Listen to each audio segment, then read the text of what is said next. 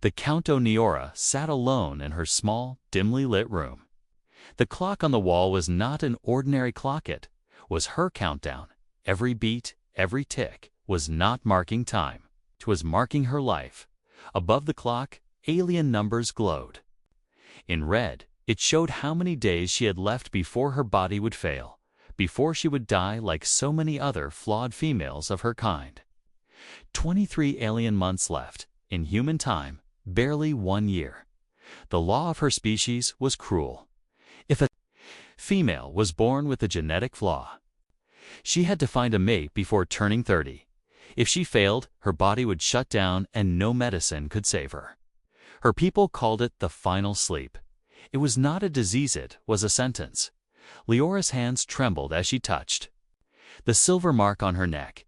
Every flawed female had this mark since birth. It was a sign, a warning, a curse. Her people believed flawed females were weak and not worth saving. When they died, no one mourned them, some even said it was better that way. She closed her eyes and remembered the last council gathering.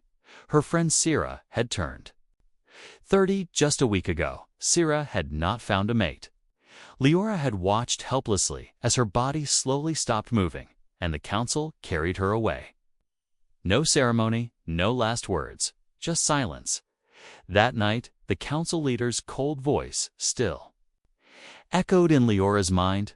Another flawed one is gone. Life must go on. The crowd had nodded like it was nothing. But for Leora, it was not nothing.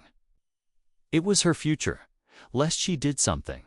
She stood up and walked to the small mirror. Her face was pale blue, her silver eyes dull. Her long, dark hair fell over her shoulders, hiding the mark on her neck. Many said she was beautiful. But beauty meant nothing when the mark was there.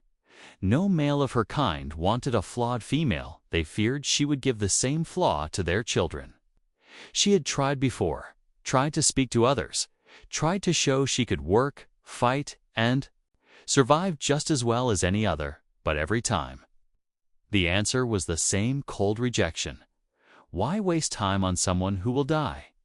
Her mother had been the same, flawed, rejected, and dead before 30. Leora had been only 6 when she found her mother's lifeless body. That image had never left her. Now she had only one choice. She had to find someone who would see her as more than a doomed number, someone who would stay, someone who would fight for her. But she had already decided it wouldn't be one of her own kind. They were too proud, too cruel, if she was to survive.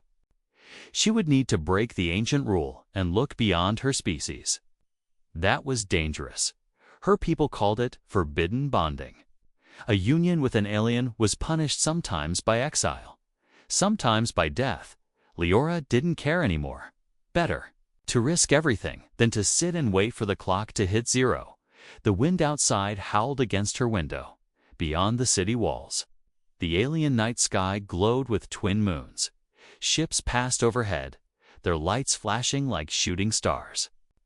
Some of them were human ships. She had never spoken to a human before. But she had heard stories. Humans were strange, unpredictable, and didn't care much for alien traditions. Some said they were dangerous, said they were kind. For Leora, that unpredictability was hope. She opened a small chest and pulled out a folded paper. It was old, worn, and had a human symbol on a T-circle with a small blue-green planet in the middle. It was given to her years ago by a trader who had once worked with humans. He had told her, if you ever need help, find someone from Earth. They don't judge the way your people do. She traced her finger over the paper. Her heart raced. Could this be the way to survive? A loud knock on her door snapped her out of thought. She quickly hid the paper back in the chest. When she opened the door, 2 council guards stood there. Their armor gleamed under the dim hall light. Leora of House Kalara. One of them said, his tone cold, "The council requests your presence tomorrow. It is time to update your pairing record." Her stomach tightened. The pairing record was just another reminder that she was still alone. It was the council's way of keeping track of flawed females before they died, and tomorrow they would tell her again that no one had chosen her. She nodded silently. The guards turned and left without another word when the door closed. She leaned against it, breathing heavily.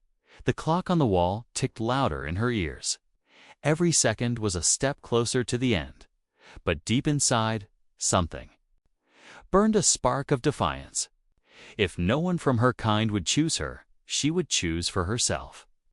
Even if that choice meant breaking every law, somewhere out there was someone who could save her from the countdown. She didn't know who or where, but she would find him. Before the clock reached 0, and for the first time in years, Leora felt something she had not felt since childhood. Hope, mixed with fear, the kind of fear that makes you move, the kind of fear that makes you fight.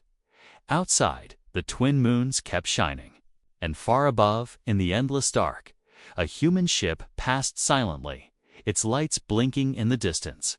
Leora's eyes followed it, and she whispered under her breath, "Maybe my time hasn't run out yet." The forbidden market the next morning, the city was already alive with noise. Air shuttles hissed above the tall glass towers.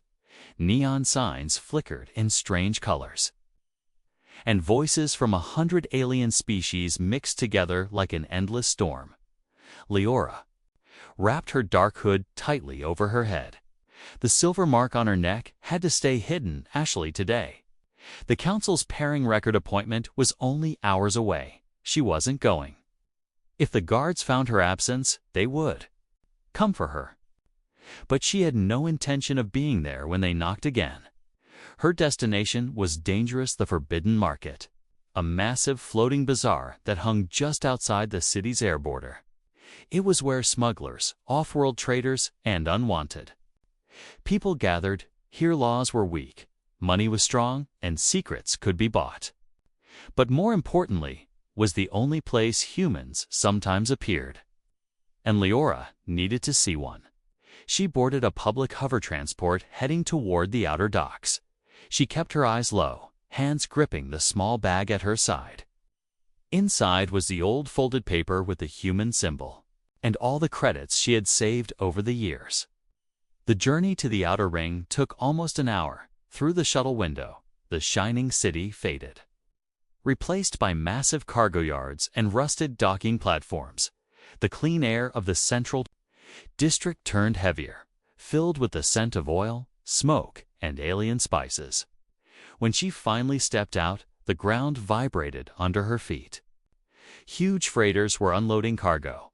Voices shouted in dozens of languages, and security drones hovered overhead, scanning the crowd. But here, in the chaos, no one noticed her. Perfect. The entrance to the forbidden market was a wide metal arch, with glowing symbols painted by hand. Some symbols she understood, trade here at your own risk. Others were in languages she didn't know. She stepped inside, and the world changed. Rows of stalls lined both sides, each bursting with strange items, glowing stones, caged animals from distant planets, weapons that hummed softly, fruits that shimmered like jewels. Merchants shouted deals, bargaining with customers. It was loud, messy, and alive. But Leora's eyes were searching for one thing, a sign of human presence. She passed a stall selling scrap starship parts. Then another where a reptilian alien cooked sizzling meat over blue flames. Finally, she froze. At the far end of the row, near a stall filled with mechanical tools, stood a figure unlike the others. Broad shoulders, upright stance, skin a warm tan color, hair short and dark. He was wearing a worn-out jacket, and on his belt hung a small device that hummed quietly human tech. Her heart skipped. It had to be Hima, human. She moved closer, trying not to look too eager. The man was speaking to the stall owner in clear, slow words. "I need a power regulator for a Mark VII warp drive. Not whatever this is," he said, pointing at a strange piece of metal. the stall owner hissed in annoyance, and pulled out another box. Leora hesitated. She had never spoken to a human. What would she say? She couldn't just walk up and blurt out, "Mate me, or I'll die." No, she needed to test him first, when the merchant turned away to find more parts. She stepped closer and spoke softly. "You're from Earth, aren't you?" The man turned.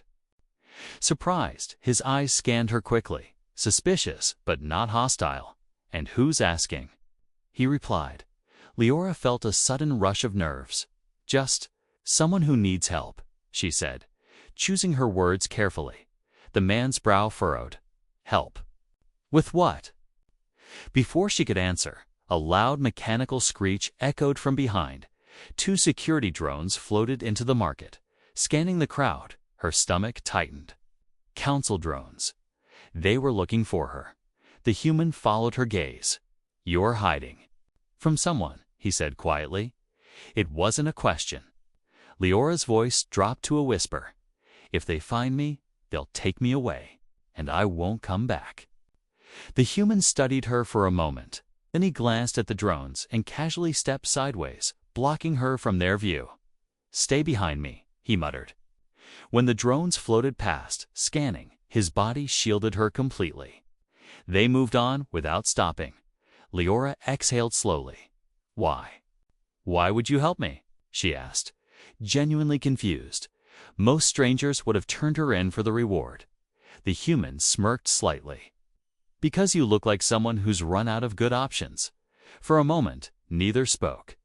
The noise of the market buzzed around them. Finally, the merchant returned with the part the human wanted. He paid, tucked it into his bag, and turned to leave, but paused. "If you're in trouble, you'd better decide fast whether you trust me," he said, glancing over his shoulder. "My ship leaves in 15 minutes." And with that, he walked toward the exit. Leora stood frozen, her mind racing. This could be the chance she had been waiting for. But could she really trust a human she had just met? The red numbers of her countdown flashed in her mind. 23 months left. Every second was precious. She tightened her grip on her bag and took a deep breath. Then, without another thought, she stepped into the crowd, following him. Her fate was about to change one way or another. The chase the air outside the forbidden market was heavier. The docks stretched out like giant metal arms over the endless black sea of space. Ships of all shapes hovered, landing and taking off, their engines roaring. Leora followed the human, still not knowing his name, through the crowd. Every step she took felt like a gamble. She kept her hood low. If the council's agents saw her, it would be over. The human walked with calm confidence. Like someone who had been in dangerous places before, he didn't look back, but Leora could tell. He knew she was still behind him. Finally, he stopped at Dock 12. A mid-sized cargo ship rested there, gray, scratched, but well kept. Its ramp was down. A faint blue light glowing from inside. He turned toward her. "If you're coming, you come. Now," he said firmly. "If not, walk away and forget I exist." Leora hesitated only for a second. Then she stepped forward. "I'm coming," she said quietly. The human gave a small nod and started walking up the ramp. But just as they reached the top, a loud metallic clang echoed from behind. Leora froze. 2 armored council agents were pushing through the dock crowd, their black visors scanning, weapons at their sides. And they were coming straight toward her. Her pulse spiked. The human noticed her stiffen and glanced over his shoulder. "Friends? Of yours?"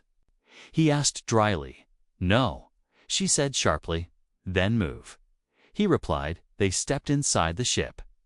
The ramp began to rise automatically. But before it could close, the agents shouted, "Stop that ship!" By order of the council.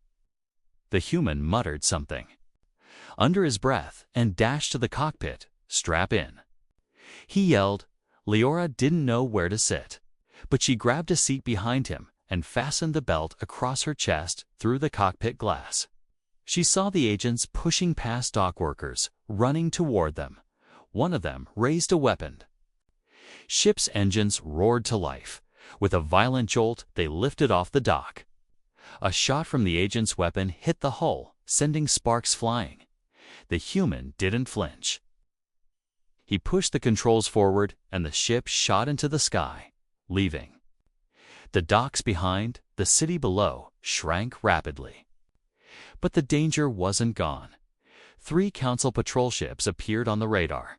Closing in fast, Leora gripped the seat armrests.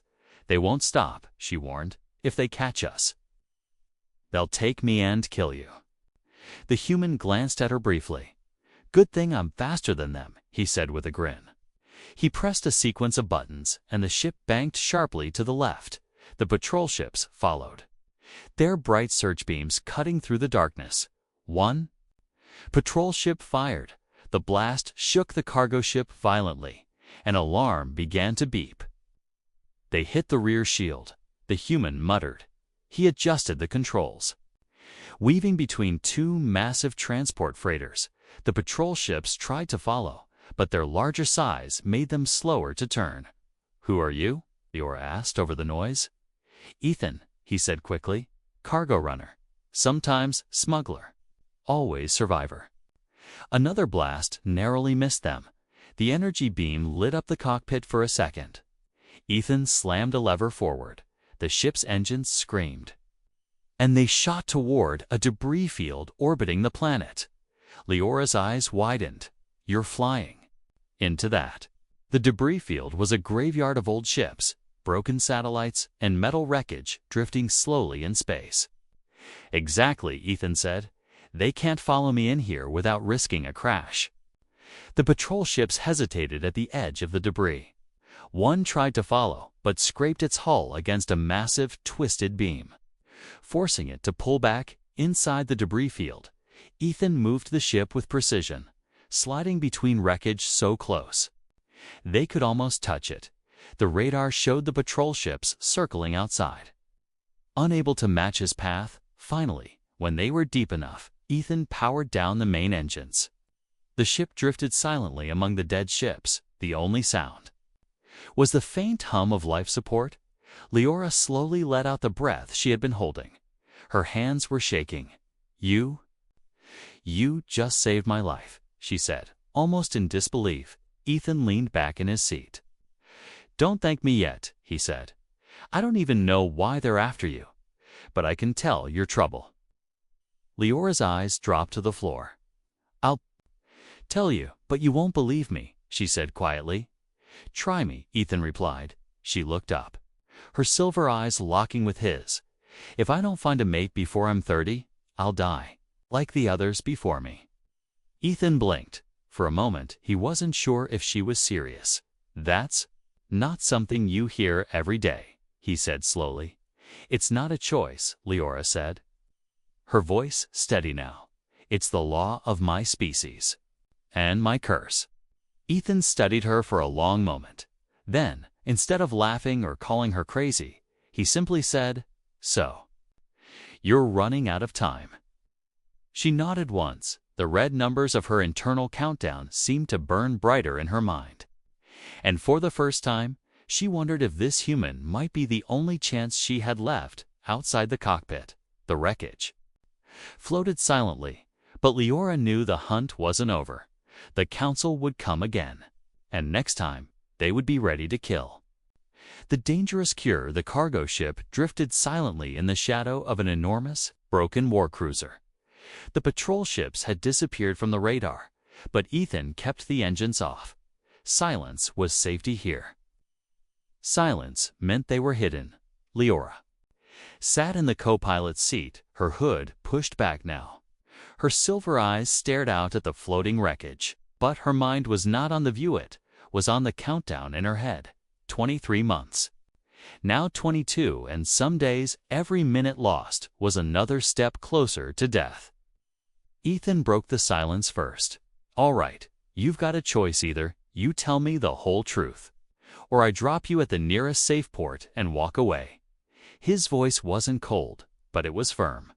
He wasn't the kind of man who liked unknown dangers on his ship. Leora turned to him. "If I tell you, you won't believe me," she said softly. "I've heard worse," Ethan replied. "Try me." She took a deep breath. "My species has a flaw. Females like me are born with it. We don't live past 30 unless we bond with a mate." Ethan frowned slightly. "Bond? You mean marriage?" "Not exactly."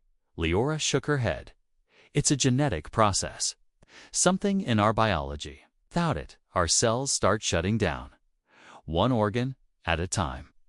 Ethan leaned back in his seat, processing this. "So, what you just have to fall in." "Love?" he asked. She gave a bitter smile. "Love has nothing to do with it. My people don't care about love. They only care that the bonding happens before time runs out. If it doesn't..." Her voice trailed off, but Ethan could imagine the rest. "All right. Let's say I believe you," he said slowly. "Why run away? From your own people? Couldn't you just bond with one of them?" Leora's expression hardened, because no one wants a flawed mate. They think we're weak, dangerous to future children. They would rather let us die than take the risk. For a moment, Ethan didn't say anything. There was a weight in her words and exhaustion that came from years of rejection. "So you're looking for someone outside your species," he said finally. She nodded once. "It's forbidden by my laws. If they find me with an alien, they'll execute us both." Ethan let out a low whistle. "You really know how to make friends with trouble, don't you?" Leora ignored the comment. She looked directly at him now. "There's a way I can survive, but it's dangerous. For you, not just me." Ethan raised an eyebrow. "Dangerous how?" She hesitated before answering. "The bonding process isn't just symbolic. It changes both bodies. It rewrites parts of our DNA so our systems match. For a human, it would be like forcing your body to adapt to an alien's biology in hours instead of years. The pain alone can kill you." Ethan stared at her. "You're telling me you want me to merge with you? And there's a good chance I'd die doing it?" Leora's hands tightened in her lap. "Yes. And if it fails, I die too. There's no second chance." For a while, there was only the hum of the ship's systems. Ethan leaned forward, rubbing his jaw. "You're not asking for help. You're asking for a suicide pact." Leora flinched at the words, but she didn't look away. "I'm asking for a chance, and maybe you need one too." That made Ethan's eyes narrow. "What makes you think I need saving?" She tilted her head slightly. "Because you're alone. You fly this ship with no crew. You hide in debris fields like they're home, and you protect strangers without asking why. People who are happy don't live like that." Ethan chuckled dryly. "You've got a sharp tongue for someone asking me to risk my life." "If you say no, I'll keep running until the clock runs out," Leora said. "But if you say yes, we both might live." Ethan didn't answer right away. He got up from his seat and walked to the storage compartment, pulled out a flask, took a drink, then looked back at her. This bonding thing. How soon would it have to happen? "Soon," she replied. "The longer we wait, the weaker I get, and the harder it is for the bonding to succeed." Ethan leaned against the wall, staring at her. She didn't look desperate in a weak way. She looked desperate like a cornered fighter. And he'd always had a weakness for fighters. Finally, he spoke. "If I do this, we do it on my terms. No counsel, no running to your people for help. And if I say stop, you stop. Deal?" Leora's lips parted slightly in surprise. "Deal," she said. Quickly, before either of them could say more. The ship's proximity alarm began to beep. Ethan moved back to the cockpit. Scanning the radar, his face tightened. "We've got incoming. One fast ship. No ID signal." Leora's blood went cold. "A bounty hunter," she whispered. "They've found me." Ethan's hands moved over the controls. Then I guess your clock just started ticking faster. The alien hunter, the proximity alarm's sharp beeping filled the cockpit. Through the front viewport, a small but fast ship emerged from the darkness. It was sleek, black, and arm-built for hunting, not trading. The way it moved smooth, silent, and direct told Ethan everything he needed to know. "Bounty hunter," he muttered. Leora's grip on the co-pilot's seat tightened. "They'll never stop," she said quietly. "Once they take a contract, they hunt until it's done." Ethan scanned the incoming craft. "This one's good," he said, noting the flawless flight path. "Too good." The hunter ship transmitted a single message to them. A robotic voice filled the cockpit speakers. "Surrender the female. You will be spared." Leora's jaw tightened. "That means if you refuse, they'll kill us both." Ethan smirked. "Good to know." Then, without hesitation, he hit the thrusters. The cargo ship leaped forward. Weaving between drifting chunks of wreckage, the hunter followed with ease. Its weapons fired thin blue beams, cutting through the dark. One beam grazed their hull, sending a shudder through the ship. "Shields holding," Ethan said. "For now?" Another hit shook the cockpit. Leora could see his hands move over the controls, every movement precise. But the hunter was faster. Every time Ethan turned, the enemy ship mirrored, closing the distance. "He's hurting us," Ethan realized, "trying to push us out of the debris field where we'll have no cover." Leora's eyes flicked to him. "Then we can't let that happen." Ethan gave her a quick sideways glance. "You have a better idea." She hesitated. There was something she hadn't told him, something dangerous. "My people. We have abilities. We can release an energy pulse. It can overload nearby electronics for a few seconds." Ethan's eyebrow rose. "That could work. Why didn't you say that earlier?" "Because it also drains me." "Badly? I'll be weak for hours after." Ethan's jaw tightened. "If we don't do something now, you won't have hours left to be weak." The hunter's ship fired again. This time the blast took out part of their rear shield. Alarms wailed, and the lights in the cockpit flickered. Leora took a deep breath. "I'll need to be close to their ship, very close." Ethan didn't waste time arguing. He spun the cargo ship hard to the right, narrowly missing a floating engine block. The hunter adjusted course immediately. Still locked on them, Ethan's voice was steady but low. "When I say now, you do it." The hunter fired again and dodged, cutting speed suddenly. The hunter's ship overshot slightly, bringing them almost side by side. "Now," Ethan shouted. Leora closed her eyes. A bright silver glow began to spread from the mark on her neck. Her body tensed, and then a wave of shimmering energy burst outward from her. Passing through the cockpit walls, the glow shot across space. Washing over the hunter's ship instantly, the enemy's lights flickered and went out. Its engines stuttered, weapons powered down. The ship drifted silently, dead in the water. "Nice trick," Ethan said with a grin. But when he turned to her, the grin faded. Leora was slumped in her seat, breathing hard. Her skin was pale, and sweat covered her forehead. "Hey, stay with me," Ethan said quickly. "I'm fine. Just need a moment," she whispered, her voice weak. Ethan glanced back at the radar. The hunter ship was already rebooting systems. "Moment's all you're gonna get," he muttered. Hitting the thrusters, they shot deeper into the debris field. Behind them, the hunter's ship flickered back to life and gave chase. But they had gained a head start. Ethan navigated through a tight cluster of wreckage, twisting and weaving until the radar showed no pursuit. Finally, he powered down and let the ship drift into the shadow of a massive, broken battleship hull. Silence returned, broken only by the hum of the life support. Ethan turned to Leora. "You saved us," he said simply. Her eyes opened slowly. "And you didn't run when you could have left me," she replied weakly. He leaned back in his chair. "Guess we're both idiots then." Leora managed a small smile, but deep down, The encounter had made something clear. The council wasn't just looking for her anymore. Now a professional hunter was on the trail, which meant time was running out. Faster than before, outside.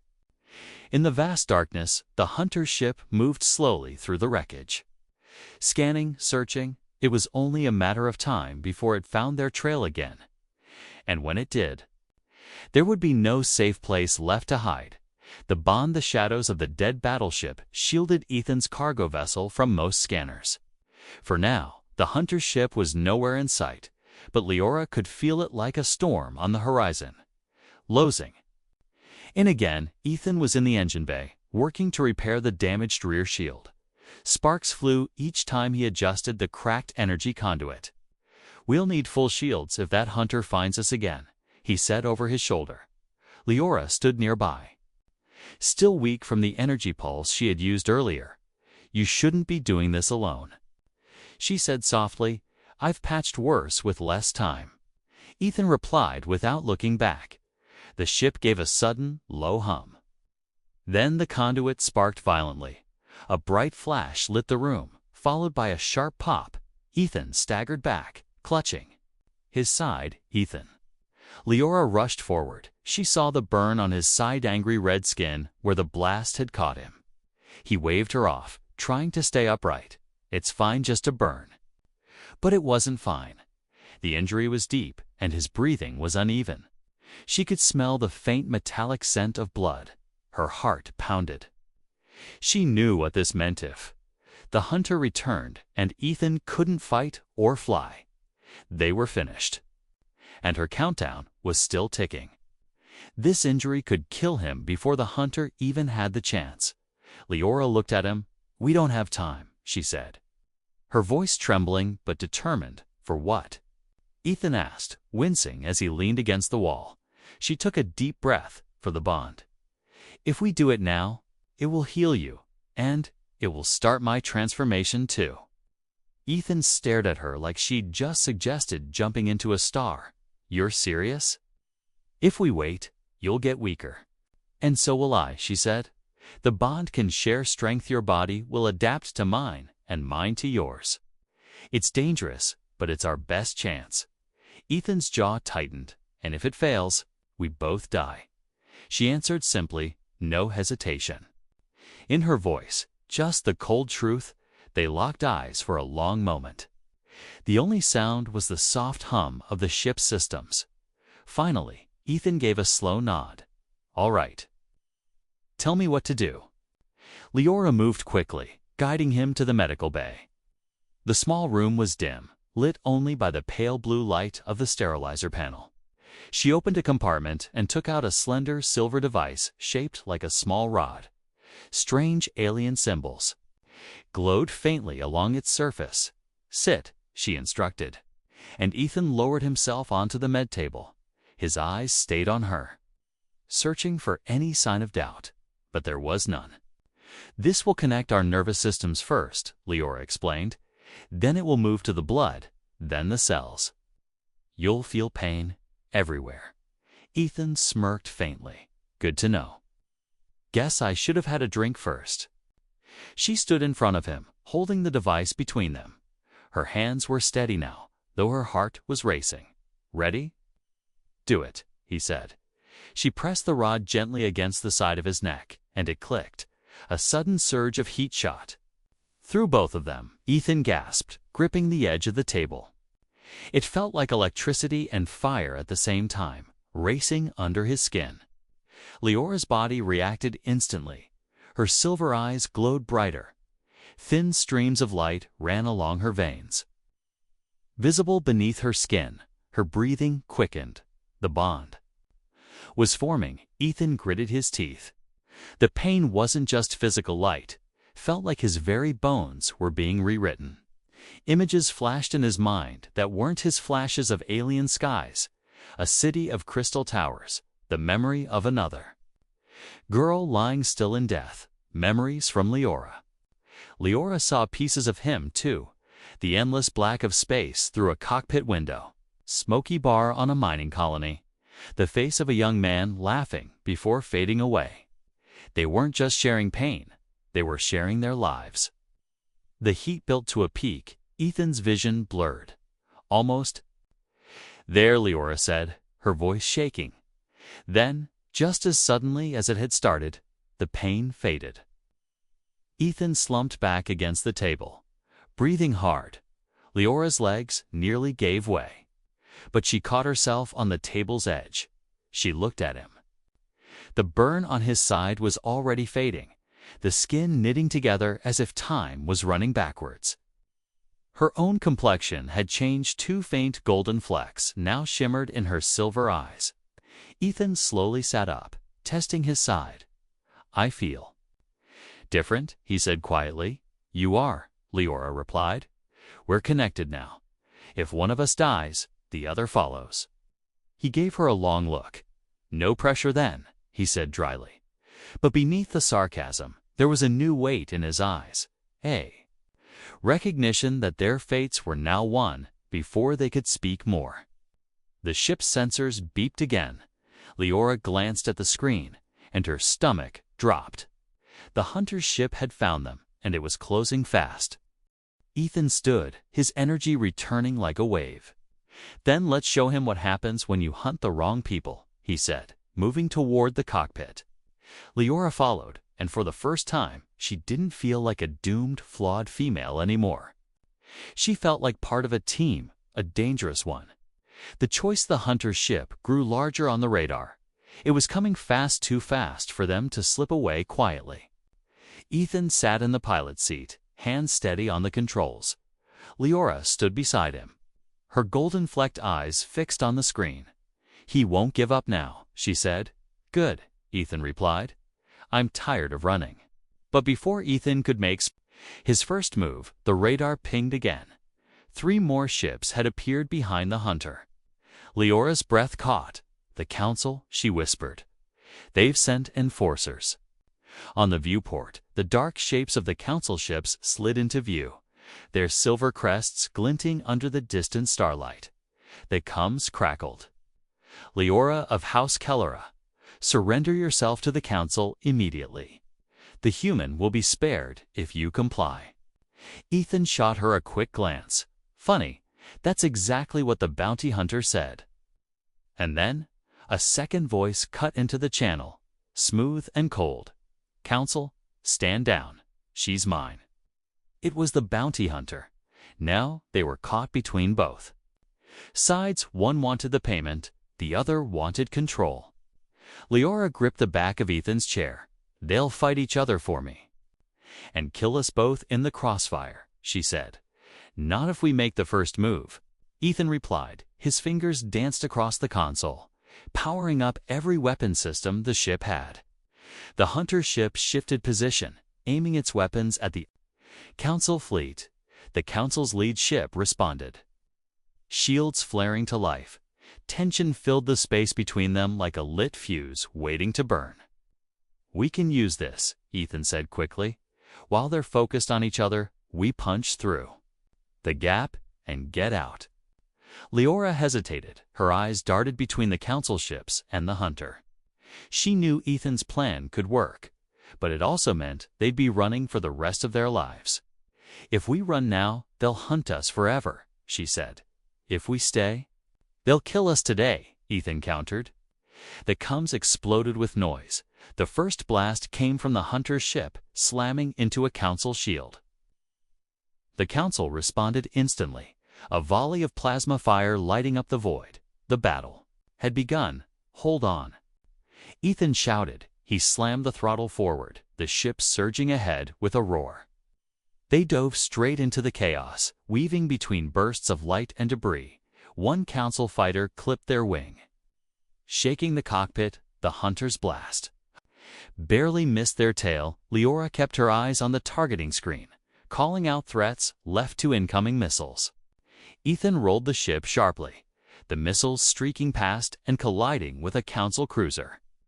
The explosion lit the darkness, momentarily blinding them. They broke through the first wave of fire. The open void lay ahead, freedom just seconds away, but the hunter wasn't letting them go that easily. His ship detached from the battle and came after them, engines blazing. He's locked on us. Leora warned. Ethan's jaw tightened. Then we finish this now. He flipped a hidden switch. Panels on the underside of the cargo ship opened, revealing a weapon Leora hadn't seen before. A plasma cannon, oversized for a vessel this small. "Got this from a guy who owed me," Ethan said, with a faint grin. "Never thought I'd use it." The hunter fired first, beams slamming into their shields. The cockpit lights flickered. Warning alarms screamed. Ethan waited. Then fired. The cannon roared, sending a massive bolt of plasma straight into the hunter's path.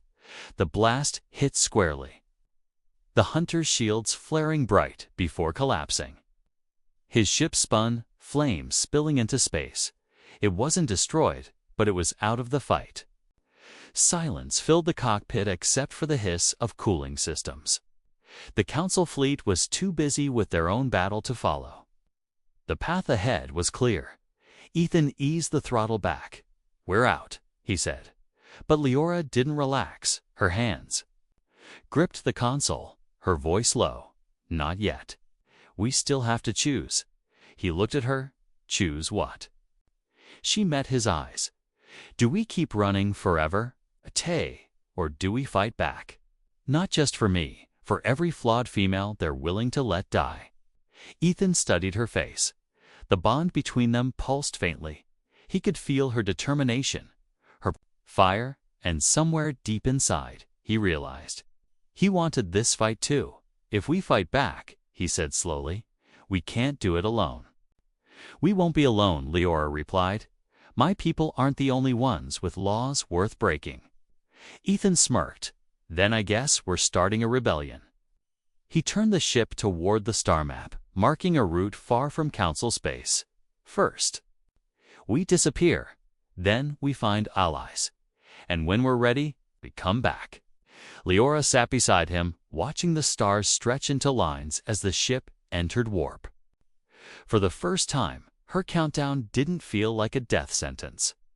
It felt like a challenge, and she was no longer facing it alone. Far behind them, the Council fleet fought on. The bounty hunter's ship limped into the shadows. But in the vast darkness ahead, a spark had been lit, one that would burn brighter than the Council could ever imagine.